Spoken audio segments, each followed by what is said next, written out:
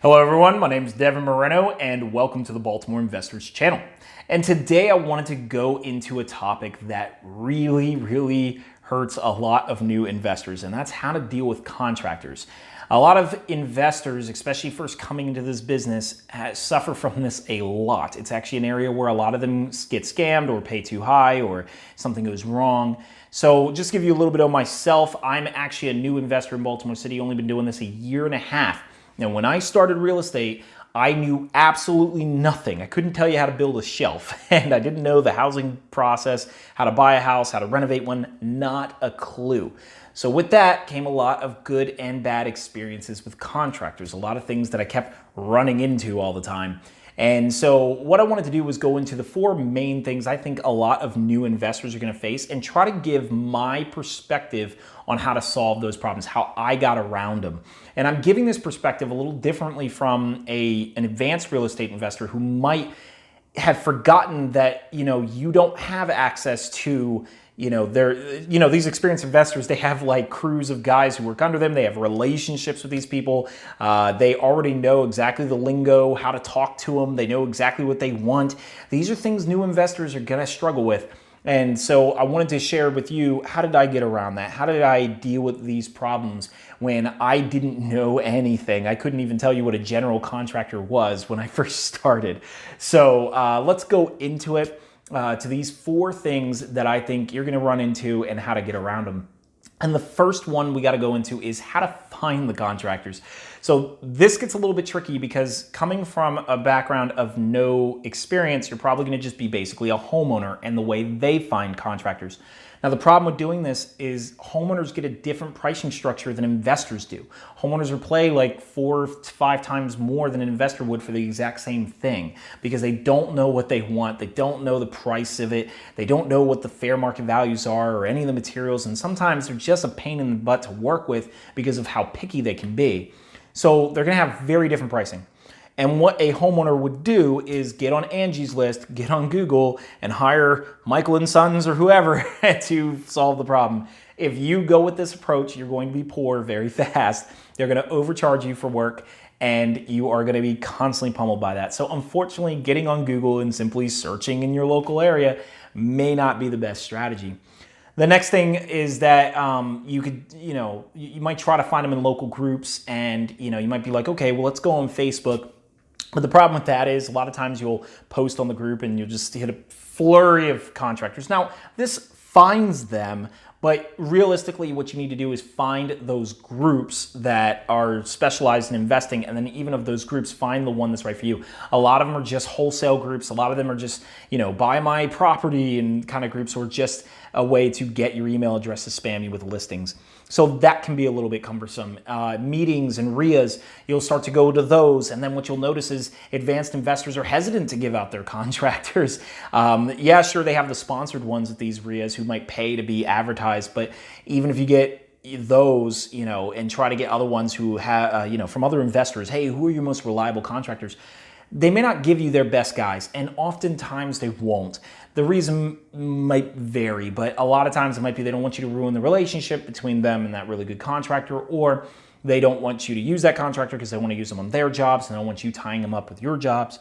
So there could be a lot of different reasons why they may not give them to you, but this is a challenge you might face. So here's a couple ways I handled this. How do I find these contractors? So one thing I did was go to different warehouses where I know the good contractors buy materials. So I ask a lot of investors first, okay, where can I find materials in this area? Where's the best place to buy these cabinets or these things, and these different like wholesale warehouses? And I'll go to those warehouses, and anytime I see like vans or trucks or anything like, with contractors' names and numbers, I'll take pictures of those. And I'll talk to the contractors there and ask, hey, do you do any work in this area? And a lot of times it will be local because these areas it's not like a Home Depot, right? Like it's a very specific hardware store that if you're local, you'll know about it. And if you're not, you probably won't. So this is one place that I went to. I went to a flooring place and found contractors that way. As far as going to the RIAs, they can be tricky, but what I would recommend doing, what I did, was first become their friends before asking for all this free stuff. I first built a relationship with the investors. I didn't just go up asking with my hand out saying, hey, can you give me all your best contractors and all your best agents and all your best people and your lenders and your, whatever, and just pummel them with questions. It shows no initiative. It shows no drive. It shows that you just want to poach all the hard work that they did. So I first built the relationship and then I asked for the contractors. The next is ask your agent, your real estate agent. If you listen to my other video, I made a video a while back about turning your agent into one of your best allies. If you find an investor agent, not just any real estate agent, an agent who is an investor first and primarily an investor and just simply does real estate agent stuff on the side, then they will have access to a lot of contractors. And by building that relationship with them, just by buying a house simply, the act of buying a house, your success means you're probably going to buy another house through them. They are getting paid without you actually paying them. And this is a way you can find good contractors. And you can go to meetups and stuff. Obviously, like I said, build the relationship first. So next we are going to go into, you won't know how much anything costs. Like if I tell you, how much should this cost us, building a door or redoing or redesigning a room, the cost can fluctuate wildly depending on the different variables in play, like what materials you're using and like how big the spaces are and, what areas they're in and like all the different factors of the different houses. Unfortunately, these prices a lot of times are really just kind of made up in the contractor's mind. I mean, they can get certain things like, to install vinyl flooring is $2 a square foot. You can get some stuff like that just by asking. But otherwise, it can be very tricky if like you have multiple aspects of the job and like different materials being used and the spaces are weird and it's not really standard. So this can be an issue. Another problem is you get lots of opinions about how to do the same thing. So you'll ask one person, okay, how do I do this job? And they'll tell you their way they would do it. And then another person will be like, no, that way sucks and do it this way. And like, they're all gonna have these competing ideas. And then material costs fluctuate depending on where you got them. So the contractors may not know the best spots to get them, or you may not know the best spots to get the materials. And so this can cause fluctuations. So how do we find the best price possible? How did I get around this?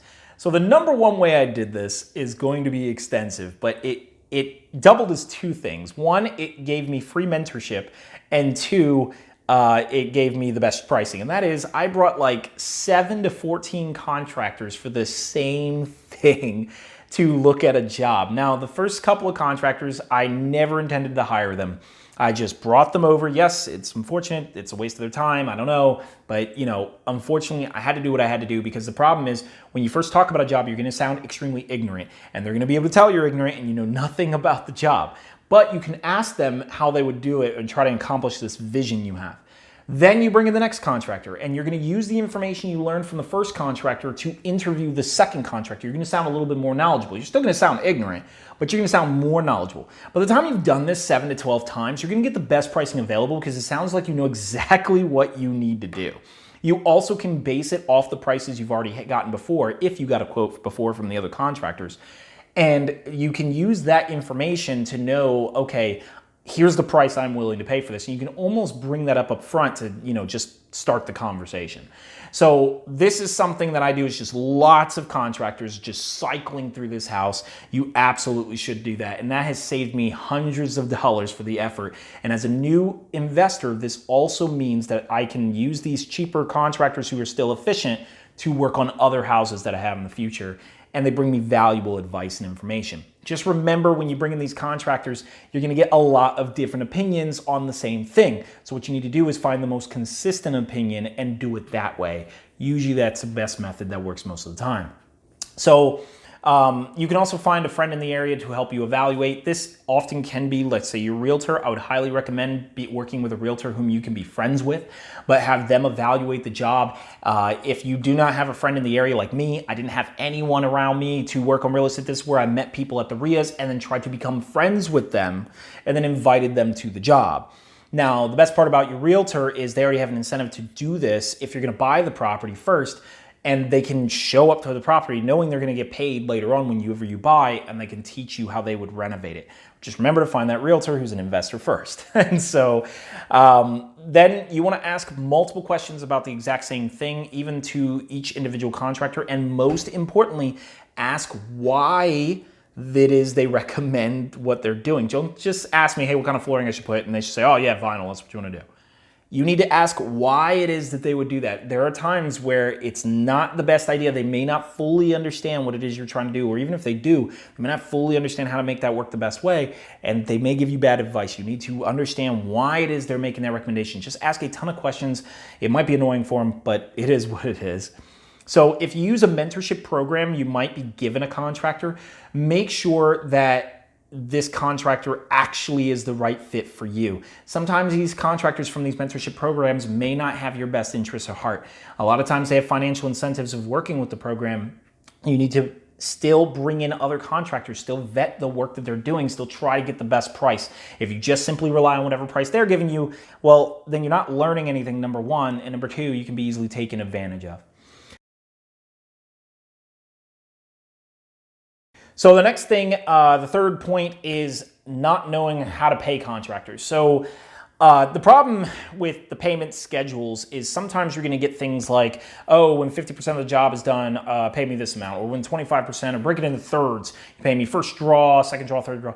Well, you'll get these percentages and you're going to be like, what does that mean? Like, at what point am I at 33 or 50%? Like, that doesn't really make any sense to a new investor. And it might not even make any sense to an experienced investor in some ways. Also, you have to watch out for change orders. Like, how do you deal with those? You're going to get these change orders and you're just going to be like, okay, I guess I'll pay for this. And so that's going to be a really annoying thing. And it's one way a lot of scam contractors do scam you. And if you pay them too early, too fast, you can also make them stop working. This is a concept that is a little bit hard to understand, but you can reduce motivation. Paying up front can also be a little bit of a problem. If you pay for too much of the job up front, they may not even start. And so these are things that you will deal with as a new investor, even experienced investors, really. And so how did I get around that as a new investor? So number one was I didn't know what percentages were, and I wouldn't recommend you work with percentages either. Just decide at what point you're going to, what task needs to be completed, or set of tasks that need to be completed before you get the next draw. Okay, so just say, yep, when the flooring's done, the ceiling's done, that's when you're gonna get the next draw. Or an easy one, and this is great for like the mechanicals, like plumbing, electrical and stuff, when the inspection is finished for rough-in, that's the second draw. You know, first draw to start, second draw for the inspections, third draw at final inspection. So this is an easy way to kind of break down a job. You are going to have to learn from these different contractors when those points would be, because they are going to change depending on what kind of job it is. But I would recommend paying on draw schedule for a task, not a percentage. Also, change orders. With change orders, I would recommend never funding a change order through the contractor that you have currently to hire the job. In fact, a lot of times I just started off saying, hey, look, just so you're aware, if there is a change order, I am not going to pay you for it. I'm going to bring in another contractor to fix that change order. This does two things. Number one, that contractor starts to realize, okay, I will never end up getting more money from this guy, this new person in real estate, by throwing change orders at him. So they will generally not do as many because they know they're not benefiting from it, and it can just hold things up. The other thing is you start to experience other contractors. You're now training with more contractors. You're getting to work with them. So now you're getting more experience. The more contractors you have on the job, sometimes that can be the better. Obviously, that can make things more confusing and more cumbersome, but that sometimes can be an advantage. So that's what I would do with the whole change orders.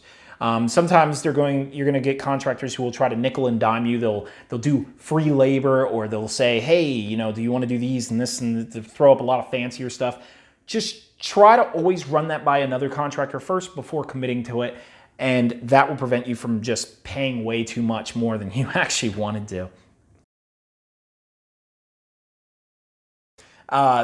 The last thing we're going to get into is scammers and how to know if you're being targeted by a scam contractor. So the first thing you need to know is just because the price is high does not mean it is a scam.